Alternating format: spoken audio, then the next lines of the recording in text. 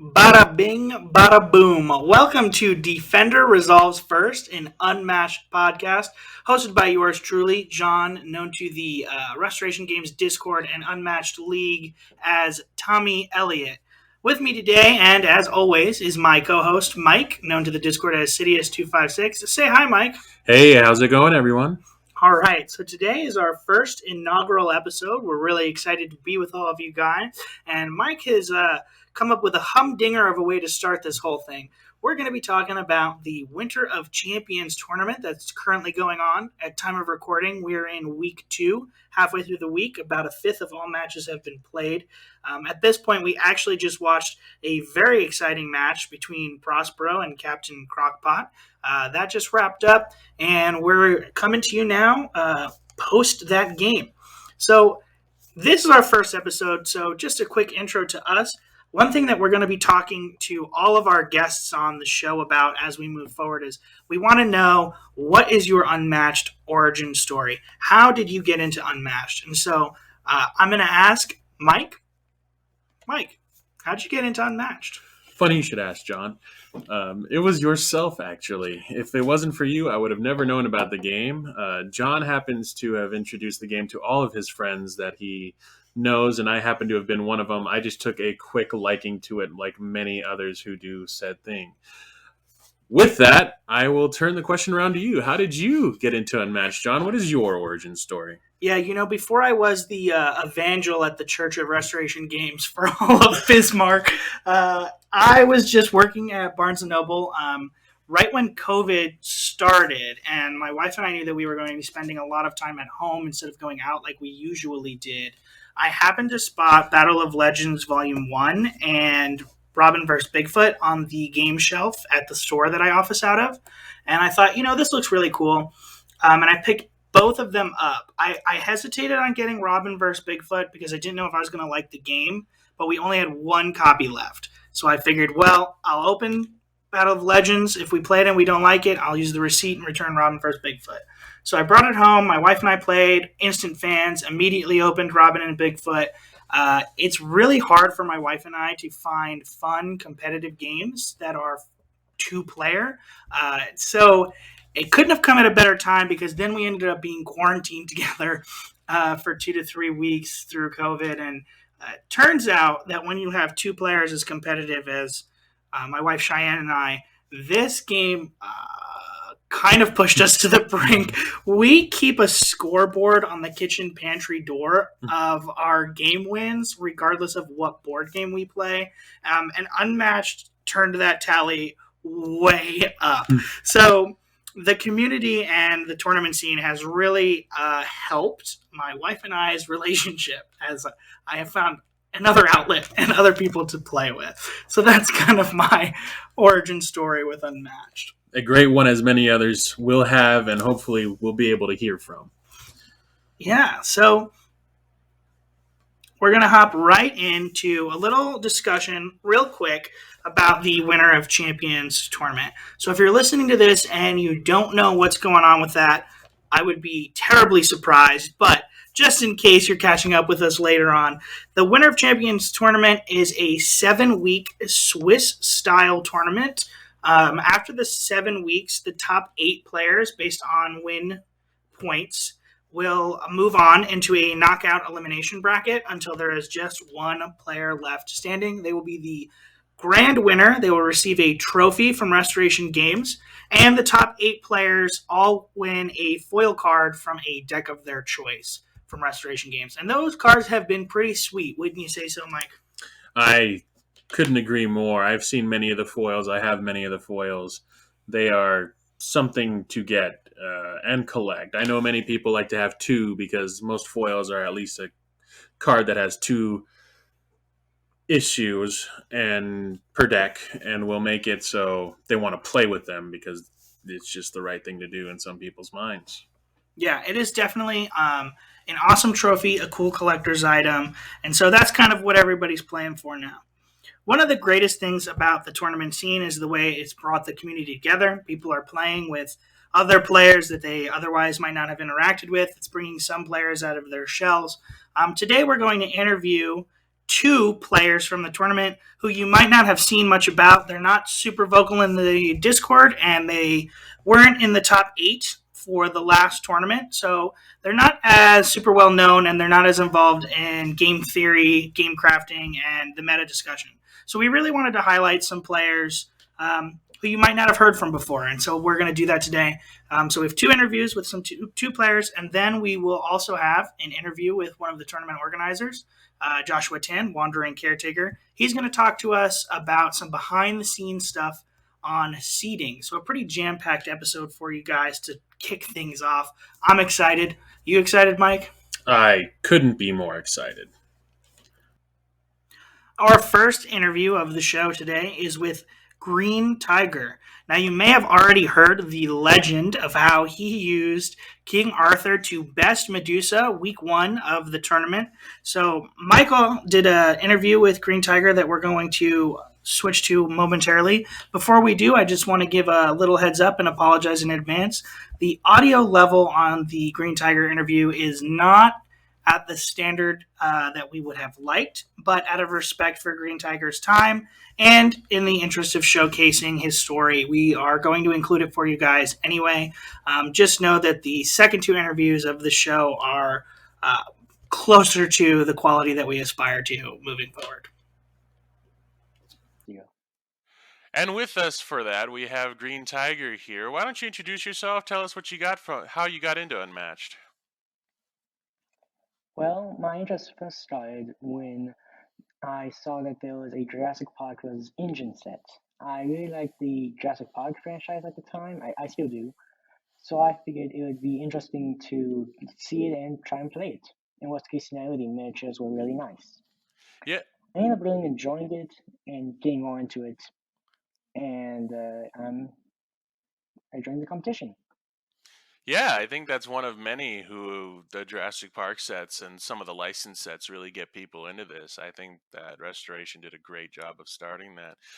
And as we know from your tournament, you happen to have won your first match, if you will, and we see that you have that kind of pick of the fan favorite of King Arthur, the Jurassic Park InGen set with Robert Muldoon and the Workers, and Robin Hood.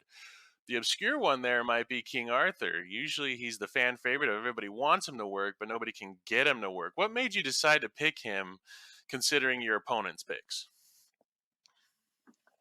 Well, it wasn't really my opponent's picks that led me to pick King Arthur. It was more so this is my first competition, and even though I've been playing it for a little while now, I didn't even start like a week before the competition, I'd say, honestly, because before then I would play against my sister, and being a little girl is not the best way to figure out your skills. I understand that. All right. So I figured I might as well have some fun, like pick some characters who wouldn't really be picked, try out new characters. Well, you happen to pick a character that everybody loves and wants to succeed, and well, looking at it, you put him into Medusa of all people first game, and then you put him into the spotlight by winning and got some people talking. Did you have any general plan of how the King Arthur and Medusa game would go? Not particularly, I'd say, though I do think like King Arthur is a bit of an easy character to play for me because his general plan is pretty simple. It's just go out there and try to hit the enemy as hard as possible before retreating for a little bit, and then going back to him again. I think that's a lot of people's favorite strategies with him. I know some other people like to do the fake outs, like the regroup with a boosted regroup to get those out of the way and try to pull a feint and this and that. But I like yours. Just walk in, hit him as hard as you can, walk out for a while. Take us through what happened to have the outcome that did, which is winning with King Arthur an 8 health to -3. What got that ball rolling, if you will? How did that start? Well, I'll talk about the main points because I do not recall every event that happened in this game. The main beginning part was the first turn he did was the enemy placed the Medusa like one maneuver away from my King Arthur. So I moved King Arthur adjacent, and then I did a first turn 9 damage Excalibur. Man, However, it was blocked though by Hiss and Slither. But 5 damage to Medusa is about a third of her health, give or take by 1. So that immediately, even though most of my cards were gone, that did put the enemy a bit on the retreating side, which I think helped me win the game mostly because they, instead of staying in an area where no matter what I could do, they could always hit King Arthur, ping him for the ability. They mostly just hit Medusa in the corner, which allowed me to allow King Arthur to only get hit once or twice, I believe, and I believe I lost Merlin to it. However, before it, there's a little discrepancy where I attacked with Merlin Medusa, however, they thought I was attacking the Harpy, so they recouped. We talked about that, and I'll explain in a minute why it wouldn't really matter that much, but it did allow me to get 3 extra damage in and put Medusa at 2 health. Yeah. When in the game was that I knocked out one of their Harpies, so they had 2 left. So they put Medusa in a lane where there was only one spot I could hit her. It was 6 spaces away. So they didn't attack me with a Harpy. I used Divine Protection to move 5 spaces. And then I maneuvered once more and I attacked with a 9 damage Excalibur again. And the reason why the damage would not have mattered that much is because a 9 damage Excalibur can only be blocked by a 4 damage card. And that would have meant that I would have done 5 damage no matter what. Yeah, or even if they fainted, it still would have been the lethal of 4 because she was at 2, if I heard correctly. Yeah. And even then, I attacked with a 4 from Merlin, and I down Medusa would have wanted to use Hiss and Slither against Merlin. I believe it would have been a better idea to use a 3 damage block card against Merlin, mostly. So what probably would have happened was I would have done 1 damage, which would have put her into the lethal range anyway. Yeah, that sounds like you were controlling the whole game, and that's kind of what I think you have to do against Medusa. Something that was brought up recently by a well-known player, Zero Skater 12, was that even though some games with Medusa seem really close, the health dials may look really close, and you almost had her on the ropes, you really didn't. So you taking the reins from that somehow against her and making it your game instead of Medusa's game, where she's gonna make it look close, but there's no chance you had a winning. You did what most people try to do, and doing it with King Arthur is absolutely insane. Do you think there's any secret tech or secret way you could preach to play King Arthur from now on? Is it really just run in, gun, run out, protect Merlin, or what do you think? I wouldn't really say I know for sure because I've played a few more games with him. Haven't really managed to win that much. So I wouldn't say I have figured out the secret technique to him yet. I just think that you need to mostly just scare the opponent sometimes. With Medusa, I scared him with the 5 health immediate bring down, I think. So that caused Medusa to just hide all the way in the corner for the majority of the game. That definitely was one of the main reasons I won. I also got to use other cards to try and maneuver myself around to attack her. Yeah. It's just, yeah. Yeah, no, I completely understand. That's a heck of a feat. You definitely had everybody talking for a hot minute. I think you were in the spotlight for more than most people are with King Arthur. It's really amazing to see him do well because he is like I've been preaching the fan favorite for many. Um, and that's not to take away how your second game went. You see Robin Hood versus Medusa, and how did that work for you? Was it just keep the pressure on with Robin? Was there anything going crazy there? Well, the main problem I think they made with Medusa on the map was mostly just a map pick and a position pick. They allow me to start in position 1, which means that I could just stay out of the Medusa's ability range the entire time and just bring Medusa to me. And which map was that on? And it was on Soccer. I was in position 1 I see what in you're the saying. blue and green zone. Yes. And so all I had to do was just stay up there until Medusa came back. Even then, I could just move Robin Hood, attack, bring them back. And so they just ended up not being very good, not doing too good on that map. Managed to get off a wily fighting on 2 harpies. Well, that's I think the goal too. You know, the harpy comes up to attack. You want to wily fighting and take them out the easy way. You know, Yeah. they always threaten with that discard, but Robin has plenty of cards you can just chuck away. Plus, with all your draws, Robin, I'm sure you didn't really bother you to if you have the step forward. You know, that's the way Yeah. to do that. Was there any part of that Robin Hood match that made you think, man, I don't know if I can pull this off? Well, during this one part, Medusa was one space away from Robin Hood. I had 8 health, no defenses, and they had a gaze of stone.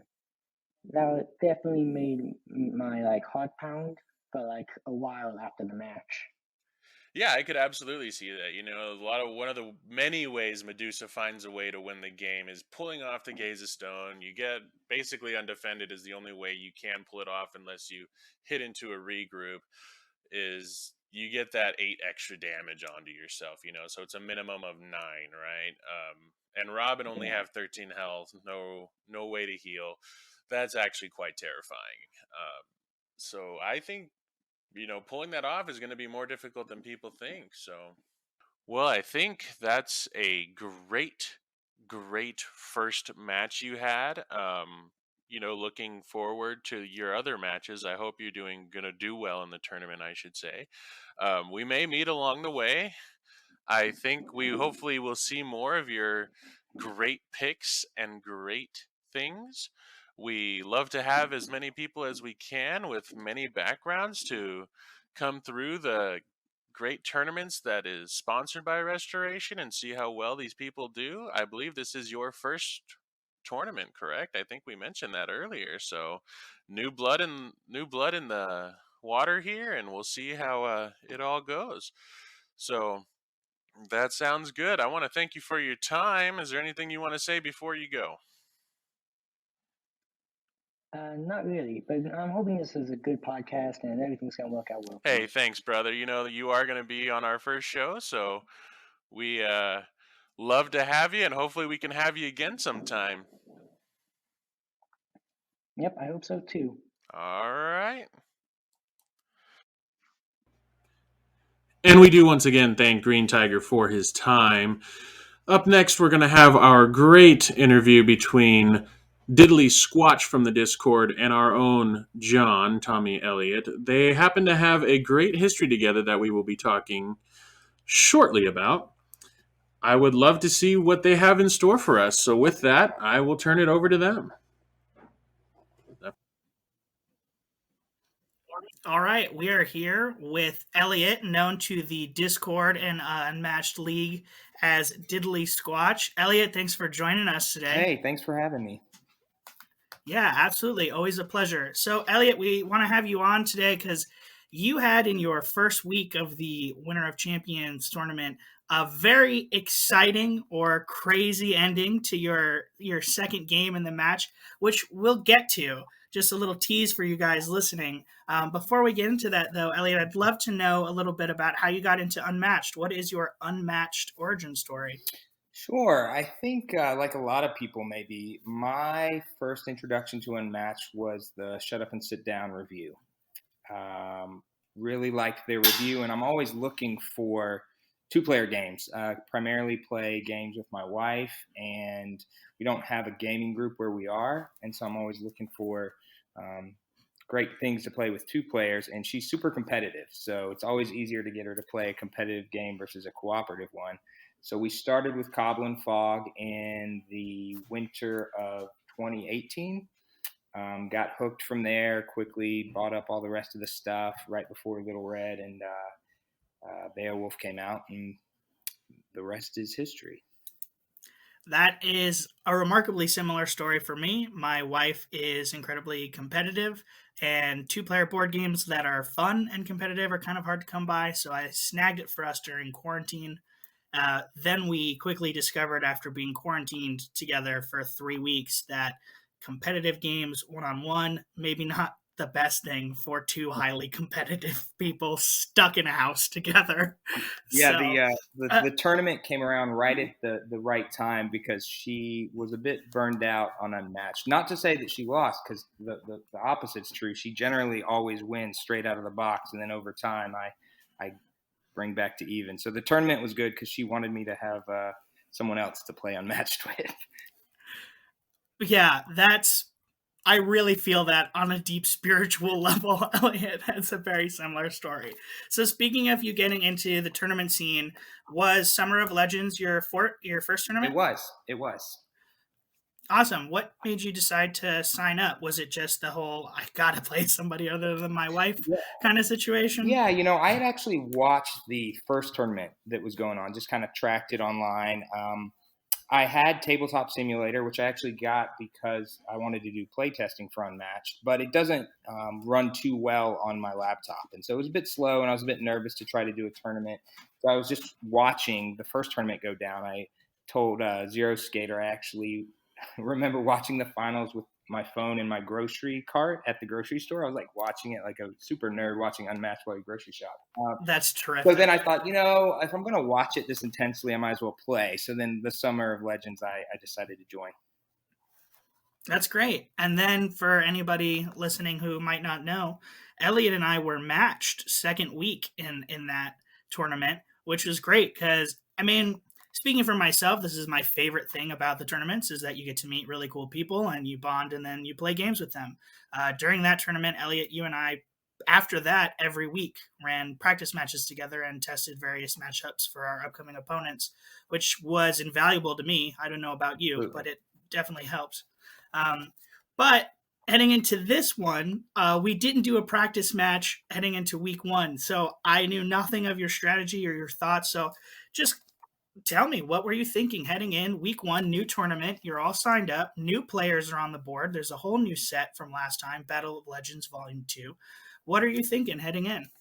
Yeah, so it came at a great time because I had remembered having a conversation with my wife again saying, I wish there would be another tournament. And then the announcement came. So I was excited. I didn't have a lot of experience with the Battle of Legend Volume 2 characters yet.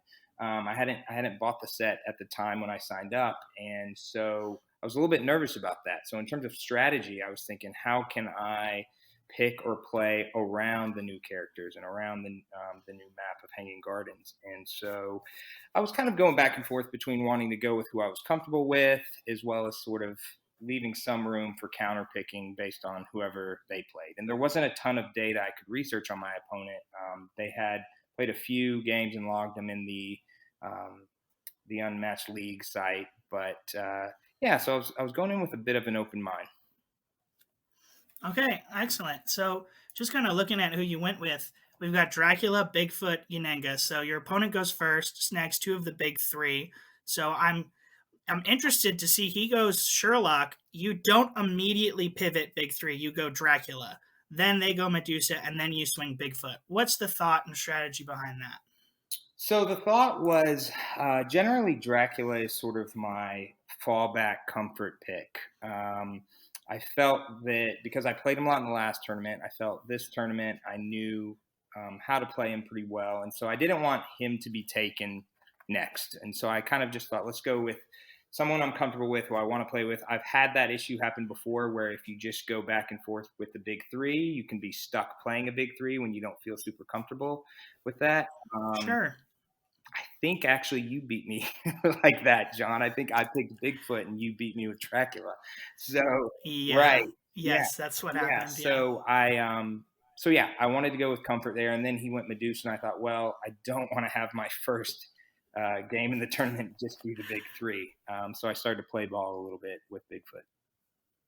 Cool. Yeah, definitely makes sense. I'm interested in your decision to go Yanenga for your third and final pick after kind of talking through the fact that these were new players to you that you weren't super familiar with. I noticed you ban Hanging Gardens, which is in line with the whole idea that, you're not super comfortable, familiar with the set. But you do go Yanenga, and spoiler alert for those listening, he does win with Yanenga in his third game, only game played with Yanenga. Healthy margin too. 7 end health to Muldoon's 0 end health. So kind of talk me through that decision and the thoughts there, and then even a little bit about that gameplay if you'd like. Yeah, so Yananga was definitely picked in response to Muldoon. I had gotten a few games with her in online prior. I didn't have the set. I got the set when I signed up and was able to get a few games in. And I felt like of the games I had played with the new characters, she was the one that I could get by with. Okay. I also maybe foolishly assumed he would perhaps ban Yananga, but I did want to have a ranged character, knowing that he had two of them. And I knew at that time I was going to ban Sherlock.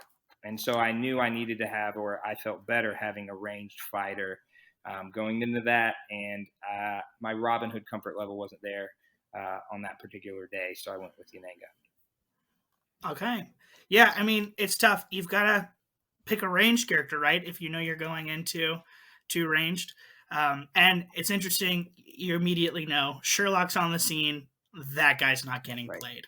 Right. That's not happening. Cool. So, do you want to talk me through a little bit anything that you thought really stood out in your first game, which was Medusa versus Dracula at Baskerville Manor, which I feel like is a map that's often banned, but here it sees play. He is Medusa, start position 2. He's going second. He ends up winning 3 health. Dracula ends with perfect 0. Any thoughts, any highlights you want to share with us? So actually that game, the opening hand I drew prior to Keeper Mulligan was 5 attacks, not versatile, but 5 attacks. And so it was an easy decision to mulligan. Some people would say, well, if you're going first, but I thought, I know with Medusa, if I'm going to go in that close, I got to have something to be able to, survive. And so I mulliganed into another hand of 5 pure attack cards. That is rough. Yeah, and then the next, I think I did double maneuvers because the next 5 cards I drew were also either schemes or attacks. So no versatile or defense. So the first couple turns of that game, I thought, there's no way if he sniffs out that I have nothing and comes at me with anything, this could be over pretty quickly. Yeah, he's got you on the back foot. It's Baskerville. He can just go wherever he wants. He's moved 3. You've got those doors everywhere. So how did you manage to survive even that long? I mean, the final scores are pretty tight considering where you started. Again, final end health for Medusa's 3, and you ended a perfect 0. So what were you doing? Well, I mean, I credit to my opponent. He played I didn't expect him to play such a defensive game with Medusa. In fact, the way I lost the game was from exhaustion. But he played a very defensive game with her, and I don't know if that was his strategy going in or if this was his first tournament ever playing too. And I think there can be a tendency when people are playing competitively for the first time to maybe be a bit more defensive rather than on offense. And so the way I survived is I eventually got some cards I felt more comfortable with and felt like I could go in and attack. I did. The sisters didn't do too much for me, but I was able to get the first beast form in for a little bit and just kind of use the doors to my advantage, honestly. It came down, like I said, to exhaustion at the end. I think I knew close to the end that this wasn't favoring me. I didn't have my do my biddings until maybe the last 10 cards. So that also was a bit tough, but I was happy with what I was able to pull out, even though it was a loss.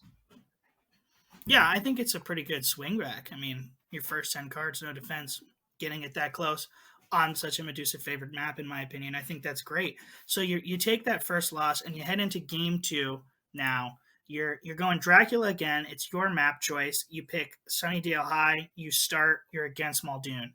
This game has quite the ending. So I'd love to hear kind of how that went, and if you could share with everybody how it ended. I think that would be a treat for our listeners. Yeah. So again, credit to my opponent. I mean, he was a great player, and in terms of Muldoon, if he was leaning a bit more for the defense in terms of his strategy, it works extremely well for him there. It was back and forth, neck and neck. We both were using our sidekicks to maximum capacity, and At some point, I decide that my win condition is going to be the beast form, the misform into the beast form. Classic Classic, maneuver. right? Classic, especially with Muldoon when you can't get past his trap walls and whatnot. Problem is, and I know that first one you're not expecting the full impact of the beast form, but Right, you almost want that first beast form to get Right. fainted just for a flat 4, right? Right. And from my previous game with Medusa, one of the reasons that he actually did win is because he was very good at keeping those feints back. In fact, there was a 50-50 play in that game where he thought I either was playing the beast form or an offensive feint, and he guessed correctly, and so prevented me from using the beast form. So I already knew he was good at keeping those feints in his hand. Problem in this game, and not to blame everything on card draw. I think a lot of times when people lose a game, they go, "Oh, the card draw just wasn't in my favor," right? But I can say fairly, like he, for the most part, was outplaying me, and certainly the first game and in this one, my second beast form was the last card of the deck. Okay, so when you get a little too focused on one strategy and the cards aren't letting you do that, at some point it's very hard to pivot to a new strategy, especially towards the end. So, getting to the end of the game, all my sisters are gone. He has one engine worker left. I'm right next to him. I have 3 cards in hand. I have Look Into My Eyes as my defense. I have an ambush, and I have my beast form, which was the last card. This is the point in the game where everyone gets to where you're trying to calculate every single outcome that can happen. And when the thought of I can't win this game creeps into your head and won't leave, I think it really starts to mess with what you do, even in those last couple moves. I know in some of the streams you watch and they just automatically know, and I'm like, whoa, slow down. Maybe there's an opening, and perhaps this game is an opportunity to slow down, or a reminder to slow down, because I attack with ambush. He blocks with a leap away, and he puts me in a position to where he's going to pin me. And it's what he does next turn. He maneuvers in, and then he attacks, and it brings me down to 3 health.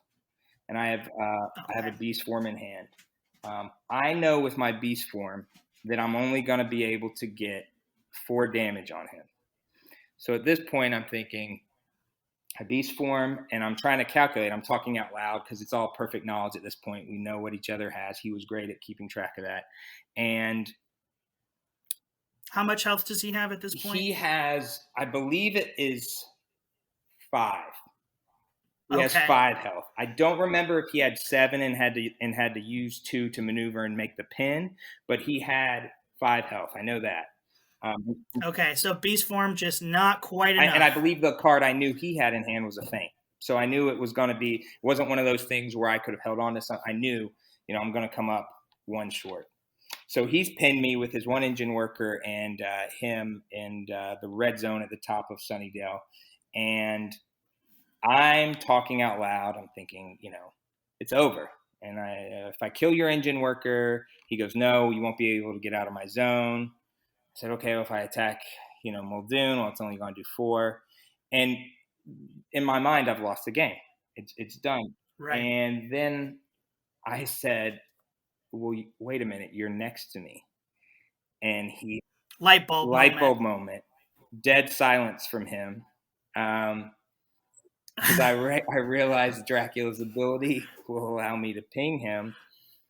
I take 2 damage from then, having to draw. I'm at 1, and my beast form does enough to end the game. And absolutely cinches it. And he was sick to his stomach, I could tell. It wasn't the type of win that you can really celebrate either, because I was glad to find that, but it didn't feel that great. You watch people talk about their win conditions, and it's like they're making these wonderful things in the kitchen, right? And I think sometimes I see these Zero Skater or Wandering Caretaker, they talk about their win conditions. It's like, oh, they're making this elegant souffle. For me, that win was like a school cafeteria casserole. That was a casserole win. And you said it, John, when I was talking to you afterward, it's still edible, and that's true. The casserole is still edible. That's it. You can still eat it. A win is a win is a Right. win. I made a school cafeteria casserole, but it's a win. I don't know if I'll be sharing that casserole, or I hope to not share that casserole with other people in the tournament. But it is what it is. And I felt for the guy who was playing. It was his first tournament. He was really good. And I think the third game going into Muldoon and Yananga, I think it was hard for him to shake that loss because he was just beating himself up still from the end of that game. Well, that's just, I think that illustrates a point. There's a lesson there. Not only are you thinking to yourself, this is it, the game is lost, I have no thought. He's picking up on your energy, I'm sure, and he is like, well, he can't do anything. He makes the misplay to maneuver in because he's not thinking through all angles, just because he's assuming the same thing you are. There's a little yin and yang going on right there, that self-defeating prophecy almost. But you broke it by figuring out the ability. So that's fantastic. And hey, I like casserole. Yeah. Well, who doesn't, right? Our whole Thanksgiving holiday is built around them. So you don't want it every day. You couldn't eat casserole every day for the rest of your life, I don't think. We'd all get sick of it. But every once in a while, it's that comfort food you just need. Yeah. Okay. So then you win. You go into this third match. He's got map pick. He goes with the bronze, which is a favorite map of mine, actually. And then you swing Yananga into him. And then you were saying you think that his play was affected by the loss.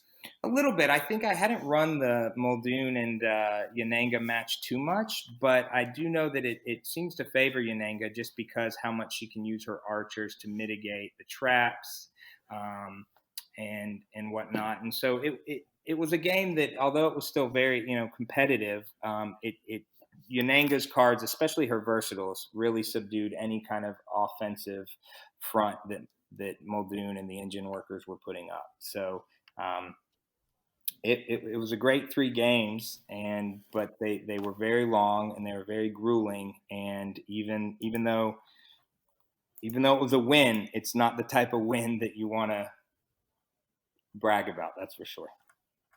Yeah. What do you make of the fact that Muldoon, in this tournament right now, out of 13 games, has only won 2 games? He's got a 15% win rate right now. This was once the golden boy, I feel, of Unmatched. I think especially at the beginning of last tournament, there was a lot of hype around Muldoon after Prospero's championing of him in the first tournament and all of his wins. Now this one, so he's got 11 losses. You're responsible for 2 of them. What do you make of this pretty slim win rate overall, though? Because they're not all casserole victories, I'd assume. Yeah, sure. And I'm gonna guess that because the tournament pool is so much larger, and because there's so few fighters, actually, I guess it's just Yananga and Muldoon, right, who are ranged with ranged sidekicks.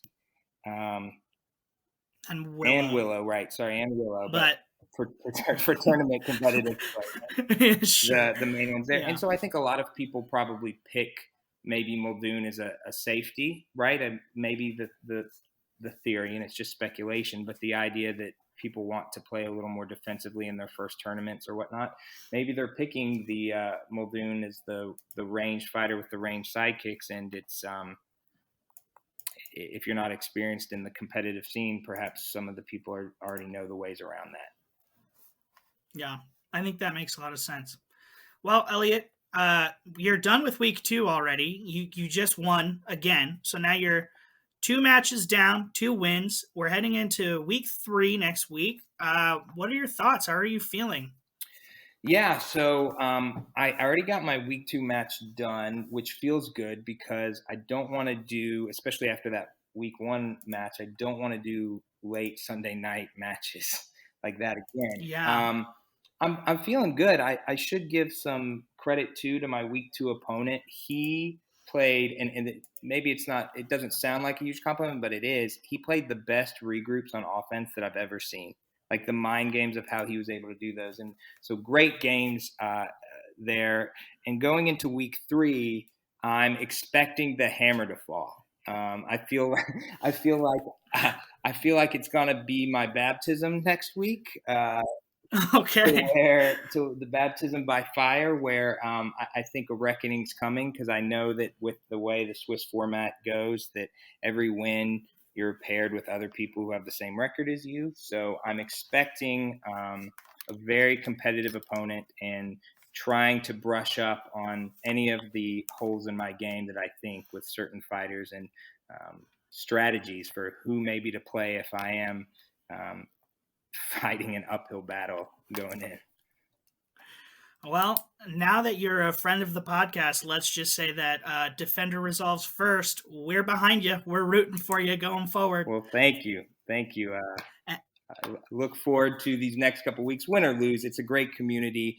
Um, the fact that you and I, John, were able to kind of build a friendship over after you just wiped the floor with me 2-0, I think says something. Because a lot of times the banter after a win, especially a grueling one or one that comes down to the wire, is very awkward.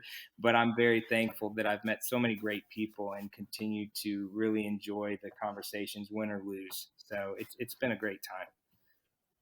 Yeah, I mean, for my own part, I may have beat you, but we've played since, and you've beaten me, and I think that's something to always keep in perspective. You know, that was one day. You lost twice that day, but since it's anybody can beat anybody, Absolutely. I think that's something to always keep in mind. So I've really enjoyed our practice matches, over the last few months, and as we move forward, because I'm sure we'll be practicing next week for our matchups too. So, well, thanks a lot. Thanks for having me. Yeah, thank you so much for coming on. This was great. I really enjoyed the story. Dracula beating Muldoon there with his ability at the end. So thanks for coming on. Good luck moving forward in the tournament, and I'm sure I'll talk to you soon. Enjoy your casseroles, everyone, when they are there. Enjoy your casseroles. Fantastic. Hope to have you back. Bye. Man, always a blast catching up with my buddy Elliot. As you guys heard, we go back to the Summer of Legends tournament, and it just really was very special to me to have my practice partner come on for our first episode. He's been such a part of my unmatched journey, and it would have felt wrong to kick something like this off without having him be a part of it. So, just again, Elliot, thanks for joining us. I had a really great time, and I hope you guys enjoyed that interview. So, Mike, we've got somebody real special up next, wouldn't you say? I would say more than special. We have one of the greatest tournament organizers that we happen to have, and that is our own Wandering Caretaker, all the way from Singapore. Yeah, there's been a lot of discussion in the Discord about seeding. Some debates have been going on, some just general curiosity about the whole process of seeding, about the process of pairing. And so we invited Joshua to come on the show and kind of talk us through what's the deal with seeding, how are you guys seeding, how are these pairings being made. And Joshua is more than happy to come on, give some transparency to that process, and just alleviate any concerns or curiosities that you might have. So this is an interview done by both Mike and ourselves, or myself, and just really nice having him on the podcast. Josh is a great guy. So here's that interview for you guys. And we are here now with Wandering Caretaker from the Discord. You may know him as one of the tournament organizers who does all the wonderful work for us. John, why don't you take it away? All right. Well, Joshua, Wandering Caretaker to the Discord, thanks so much for being with us today. Yeah, thanks. I'm glad to be here. It's super exciting to have you on our first episode, our inaugural episode, as it were. And it feels fitting considering all the work that you have done for the community and through the tournament organizing with Gary and John and now Jack Gwynn. I wanted to ask, something we like to ask everybody who comes on the show. What is your unmatched origin story? What got you into the game in the first place? I actually got into Unmatched because of Vorpalboard. I'd backed their Kickstarter, and they stream a lot of their games just to demonstrate the capabilities of the platform. And one day I saw Sherlock Holmes playing against Invisible Man, and I thought, Sherlock Holmes, I've read his stories since I was 10 or so. So it immediately got me hooked. And then I joined the Discord with the competition. I hadn't played a single game then, so my fan decks were really not great. But I got there, I started getting some games in, and the rest is history. Yeah, from real humble beginnings, you've gone on to become one of the most respected and, if you're playing against you, feared players in the tournament. So kudos, congrats! What a character arc there. I really want to talk to you today, Josh, about how the seedings and pairings work in the current tournament, Winner of Champions. So just assuming that everybody listening doesn't know what seeding is, would you kind of talk us through why you use seeding for the tournament? Like, why is that better than perhaps random matchups, and how that all came Okay, about? so seeding has varying degrees of importance depending on the tournament format. In a knockout format, which is not what we're using, you still want some kind of seeding because otherwise random matchups can produce un- unequal matches across the whole tournament, which means if you're pairing a good player versus another good player versus a good player and a bad player, those matchups are not of equal difficulty or importance. So the skill level required to pass each round is inconsistent and it leads to a lot of randomness. In the Swiss, it's slightly mitigated because you have a whole tournament run. There's no elimination involved. But because the premise of Swiss is you're pairing people based on the performance, you want each win to mean about the same thing. So you want the skill gap in each matchup to be about the same. You don't want a good player versus a good player, which is a very difficult win, versus a good player and a bad player, which is considered an easy win. It's so even though you both get 2 points in that case, they're not worth the same. They don't mean the same thing in terms of what you've done or how well it speaks to your capability of doing well in the future. So what seeding tries to do is predict where people will end up based on what you know about them, either the past performances or what quiz they filled in. And it just distributes people so that everyone gets a more fair tournament. I think even further than that, people, always think, well, it's going to put the winners together, or the better people, the higher gameplay, closer as it goes on.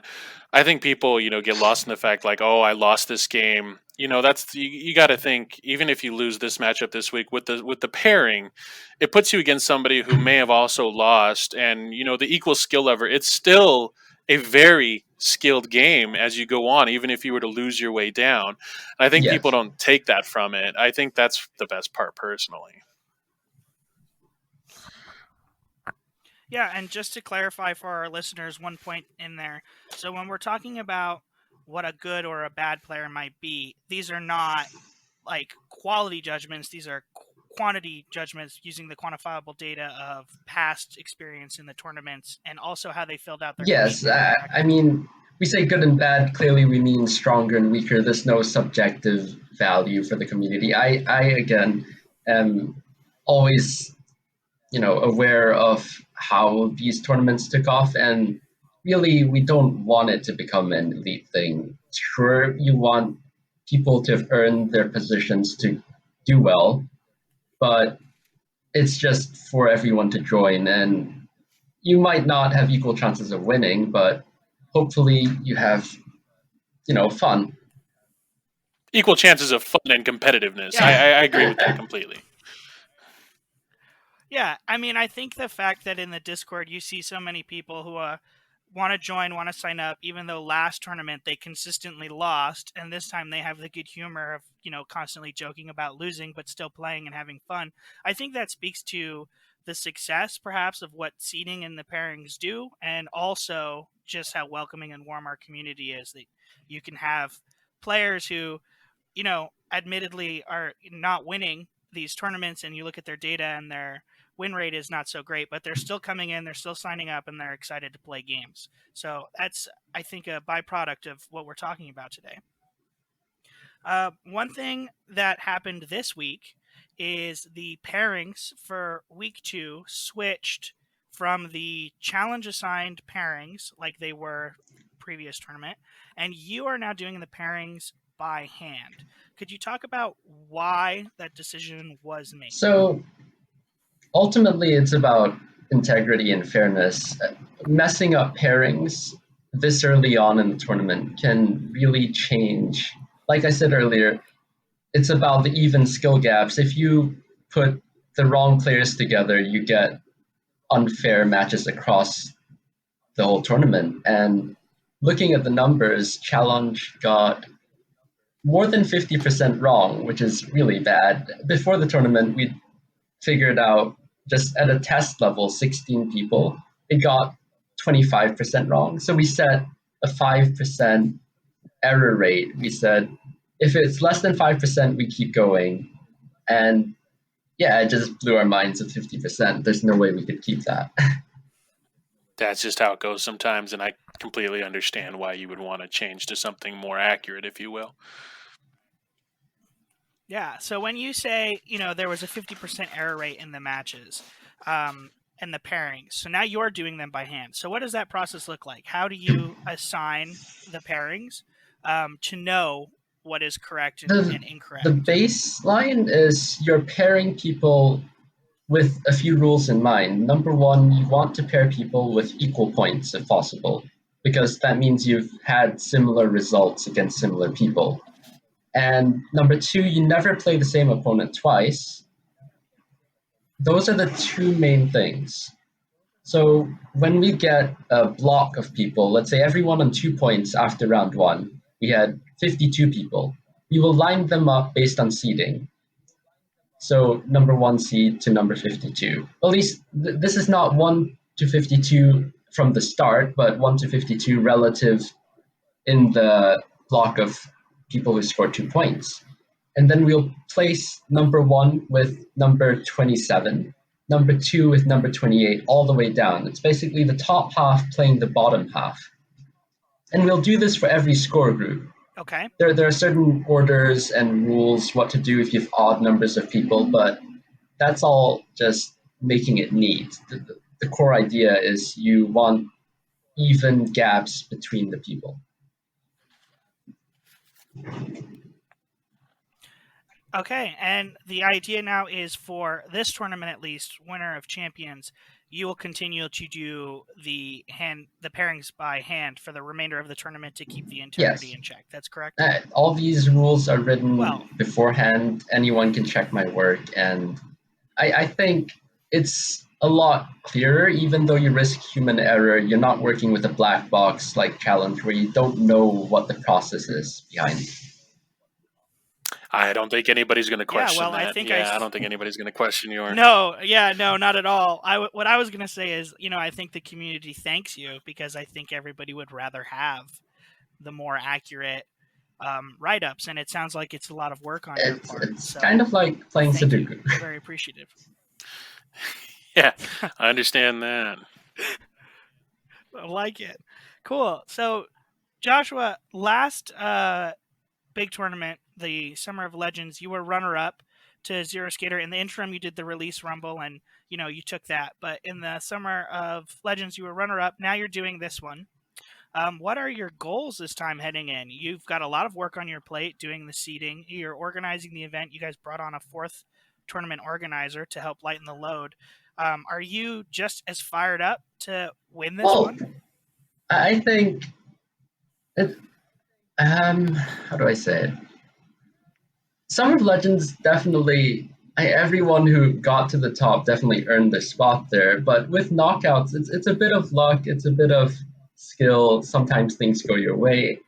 Did I earn the 2nd spot? I think I put in enough work to say it's justified, but I'm not at the level where you can consistently say I'm expected to win. I think there are too many good players and not enough spots. There's always a little bit of toss-up. Tournaments are not just about innate skill or capability. There's also a good run of form that can play a big part, I think. And yeah, I mean, I'm not saying I overperformed, but I'm just happy to see where I can go this time. I don't think there's a rush or a need to always get that like top 2 or top 1 just yet. No, I completely understand. I think also, you never know the unpredictability of who may join. You look at last tournament, it was the all famous mathematician that we all talked about for so long, the mysterious person, and how they came in and kind of took out some of the big names, if you will, early, and then you know Palmetopin came in and had his great run as well. You don't know what to expect, even in seeding. Sometimes you just don't know what to expect with all the new people and as many as there are. I can agree with what you were saying there, 100%.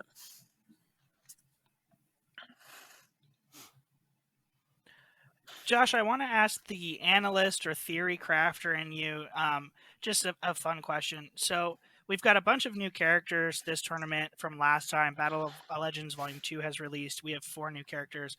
The most played character thus far, 2 weeks in, is Yanenga with 37 plays. So not picks, plays actually made it to the board. And number 2 is Medusa with 33 plays, which I personally was a little surprised to see Medusa allowed to hit the board that often. She has won 22 times out of her 33 picks. So, what do you make of the fact that the community is a lot more willing, in my mind, to let her through? Like, more people want to play against Medusa than I think has been the case before. Yeah, that's a good point. If you look at Summer of Legends, Medusa and Sherlock have very high pick rate, but also very high ban rate.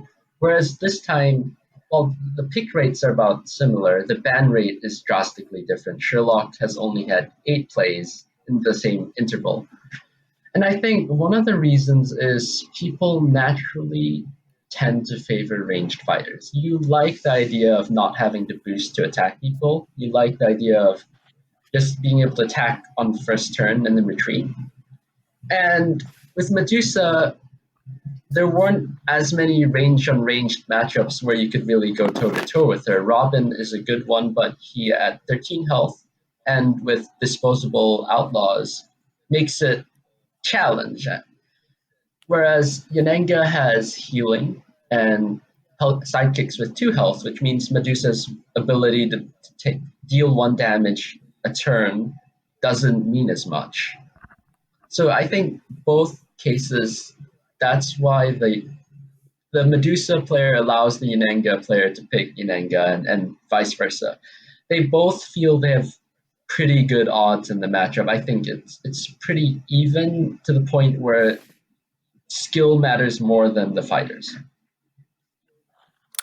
I think that we'll see that as well because last tournament everybody was big on Bigfoot and Muldoon, right? I think that was the number 1 matchup. I wouldn't be Yes, surprised after all this tournament is done if we go back. I'm future calling here. I don't actually have any of the data in front of me. I'm future calling Yananga and Medusa is going to be the Bigfoot and Muldoon of last tournament, if you will. I agree. I think one thing people don't realize about the meta is it's not just about raw strength or even some theory crafted strength. There's a lot of, not to say a fad, but there's this herd mentality where sometimes a lot of people are just going to tend towards one matchup, and talk sometimes just propagates that.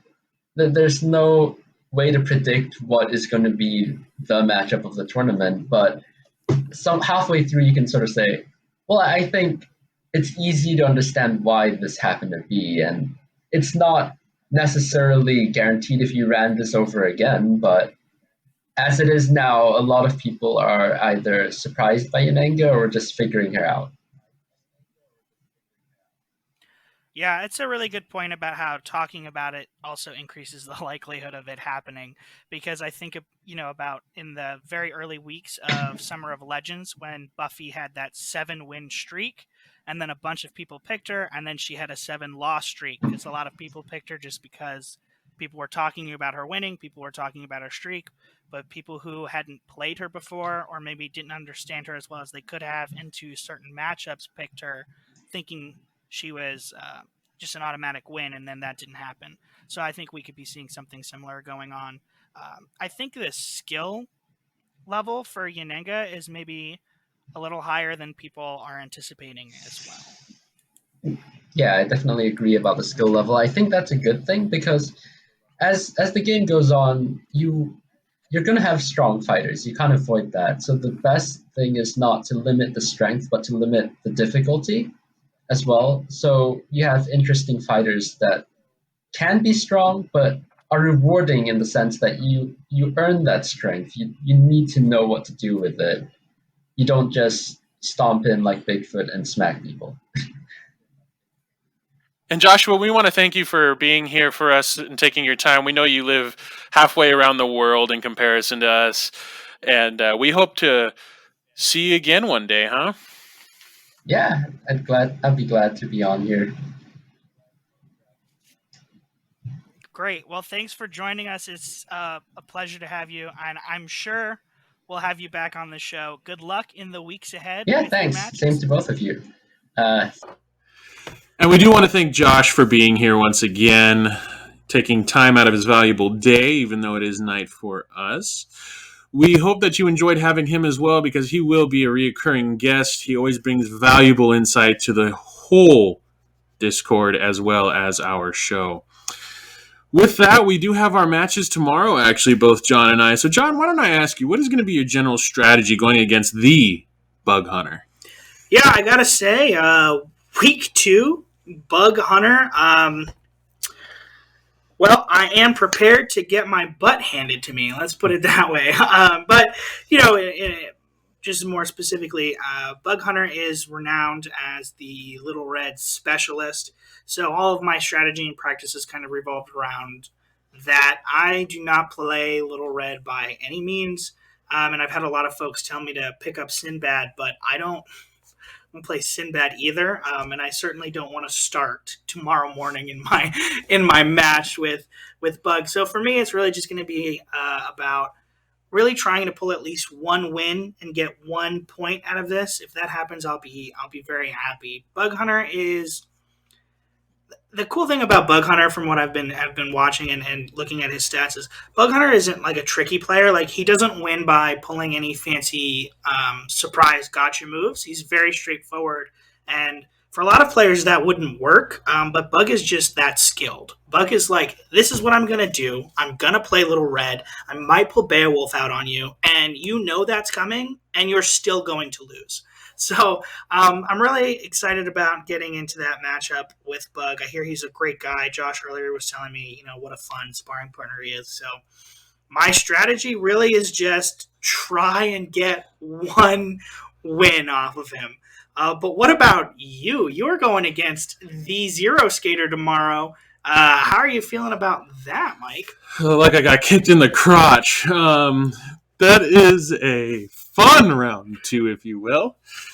The thing that makes Zero Skater, good old John, as we all know him, very, very, very tough as an opponent is he makes probably the least amount of mistakes out of any competitor and any player. I think that's what makes his Invisible Man probably the best Invisible Man. If I said on Earth, I wouldn't be exaggerating that. So my strategy is going to be try to find any little thing I can take and turn it into a ball roll into a large thing. Collectively, I could say I'm like 1 in 50 against him.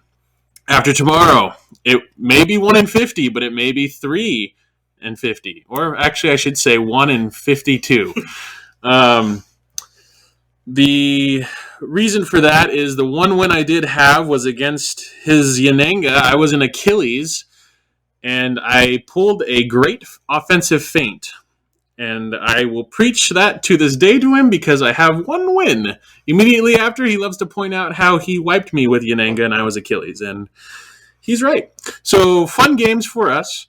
With that, I will hopefully have some great 1 win or maybe just some fun. Yeah, that's what it's all about. Even if we lose, as we're anticipating, we'll at least have fun.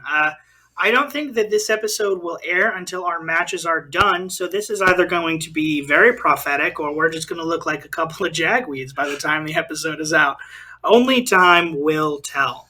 So now that we've talked about our upcoming matches, I think that'll wrap up our discussion for the Winter of Champions tournament.